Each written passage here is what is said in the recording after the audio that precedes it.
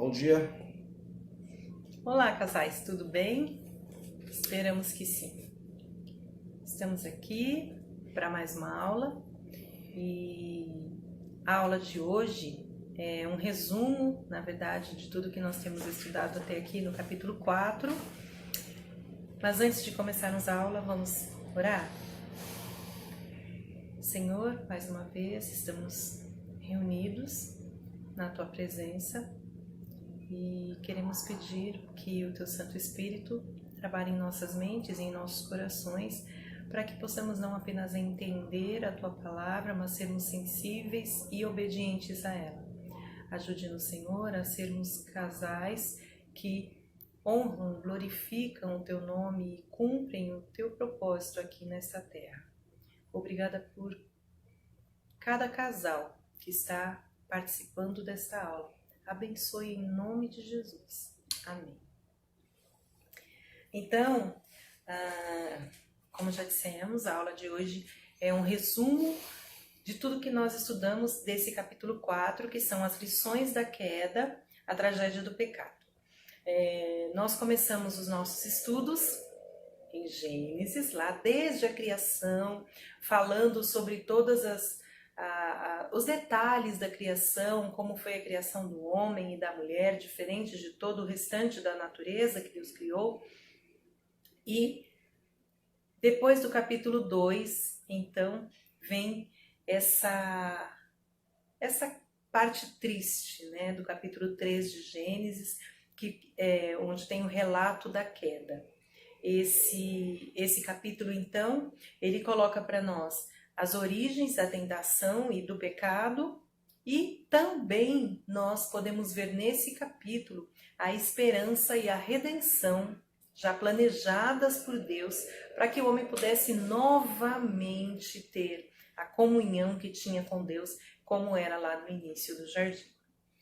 Nós abordamos também, conforme o autor, ele destaca isso, que essa transição, né, da parte de Gênesis 2:25 para o capítulo 3 é bastante sombria, né? E nós reforçamos isso também quando falamos dessa aula, que o autor deixa bem evidente que existe um trocadilho no texto original, né, que faz toda essa preparação aí do palco para o drama, né, a seguir. E ele falava, e é importante destacar mais uma vez, que ele fazia essa mudança, um trocadilho em relação à palavra sagaz. O autor falava que no hebraico essa palavra, essa frase, né, os dois estavam nus e sem vergonha, no hebraico soa como a palavra sagaz. A serpente era mais sagaz. E aí é justamente isso, é como se o homem e a sua esposa estivessem nus e sem vergonha, enquanto a serpente era nua e sem vergonha.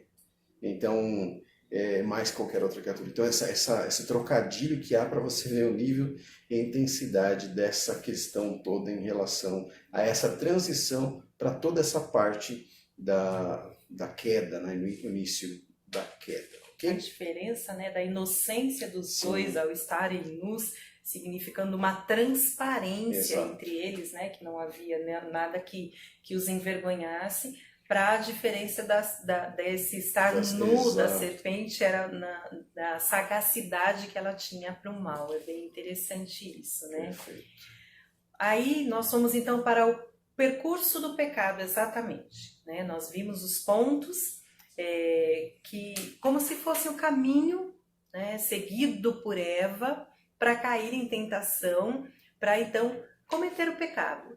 E nesse percurso do pecado, lá em Gênesis 3, de 1 a 6, nós vamos ver então que o primeiro passo para que Eva caísse, para que Eva viesse a errar, a pecar, a errar o alvo, foi a dúvida, né? A serpente colocou diante de Eva questões duvidosas com relação à palavra de Deus.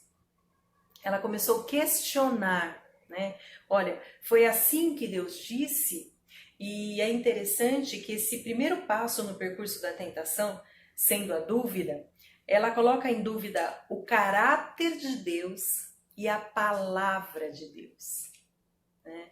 Então, desta forma, Satanás começa a colocar, a serpente começa a colocar lá uma dúvida, um pontinho de interrogação, para que Eva começasse a pensar e aí desse então o primeiro passo em relação ao pecado. Isso, e continuando também nesse percurso do pecado, além da dúvida, né, já colocada uma raizinha no coração, aqui evidentemente vai para um outro ponto que seria a negação. E é a negação escancarada da palavra de Deus. E a gente sabe que Satanás é o pai da mentira. E lá no versículo 4 e 5 de Gênesis 3, a gente está falando aqui que a serpente disse à mulher: é certo que não morrereis, porque Deus sabe que no dia em que dele comeres, se vos abrirão os olhos, e como Deus sereis conhecedores do bem e do mal. Então, ele sugere que Deus não era bom, que ele não tinha o bem do casal em mente e que existia uma grama mais verde do outro lado da cerca. Ok? Então, vamos lá. Primeiro ponto. Dá para lembrar o primeiro ponto? A gente já estudou, já falou sobre, já fez perguntas sobre isso, né? Então, o primeiro ponto foi colocar uma dúvida, um ponto de interrogação na cabeça de Eva. Foi isso mesmo que Deus disse, colocando em dúvida a palavra e o caráter de Deus. Segundo ponto, negação. Negando a palavra de Deus. Não, vocês não vão, é certo que vocês não vão morrer, né? Se vocês morrerem, Deus não é bom, então Deus não quer o bem de vocês. E um terceiro passo, que foi o que nós estudamos então na aula passada, é o desejo. O desejo desenfreado, a cobiça.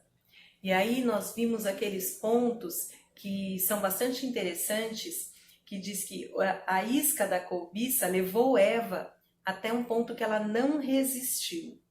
E isso aconteceu em 3 esferas. Na esfera física, né, ela viu que a árvore era boa para se comer. Na esfera emocional e estética, era agradável aos olhos. E na esfera intelectual, desejável para dar entendimento. Então, com esses 3 pontos, a dúvida, a negação e o desejo, Eva então percorre o caminho do pecado. Ok. E o autor coloca uma pergunta, a pergunta que vale $1 milhão. Onde estava Adão quando a serpente tentou Eva? Nós até colocamos uma pergunta para você opinar a respeito. O autor coloca algumas razões para acreditar que Adão estava assim presente. Eu fiquei chocado, confesso que eu fiquei chocado. Mas isso a gente vai discutir daqui a pouquinho, algumas coisas, e além de outros assuntos também. Tá bom? Então, como dissemos, essa primeira parte da lição 4 termina hoje. E nós vamos então, daqui a pouquinho, vocês receberam lá no grupo um link, porque nós vamos ter uma aula conjunta, né? Encontramos uma forma aí de realmente vermos um ao outro, conversarmos um pouquinho e... Na verdade, já está disponível o link, tá bom? Você vai assistir a aula e você já vai lá no grupo Corajosos e tem um link para você. Exatamente. E nós vamos discutir então, só para vocês já irem pensando, né? Além desses 3 caminhos no percurso do pecado, nós vamos discutir algumas questões aí que você já pode ir pensando. Número 1. A palavra de Deus é central para resistirmos à tentação e tem que ser central em nossos lares. Quando Satanás tentou Jesus no deserto, ele usou a palavra fora do contexto, mas Jesus respondeu com uma compreensão correta da palavra. Erramos porque não conhecemos as Escrituras. Vamos conversar sobre isso daqui a pouco? Outro detalhe e outro ponto para conversarmos também, que foi do início, né? Quando Satanás estava, que gerou todo esse pecado. O autor trabalha com cobiça e idolatria, que significaram morte para a família. Ok? Vamos conversar também sobre esse ponto. E também vamos conversar um pouquinho sobre Deus nos chama para amá-lo acima de tudo. Cônjuge, filhos, conforto e prazer. Sendo assim, homens precisam ser proativos em seus lares e não passivos, ensinando a palavra de Deus para a sua família. E mulheres precisam se submeter à palavra de Deus e à sua orientação por meio dos maridos. Queridos, contamos com a sua participação para a gente conversar um pouquinho, discutirmos sobre esses pontos. Na semana que vem, a gente vai entrar numa outra parte da trajetória, da tragédia do pecado, que seriam as consequências. Nós falamos sobre o percurso e agora, a partir da semana que vem, nós falaremos sobre as consequências do pecado. Ok? Até daqui a pouco. Grande abraço, de longe.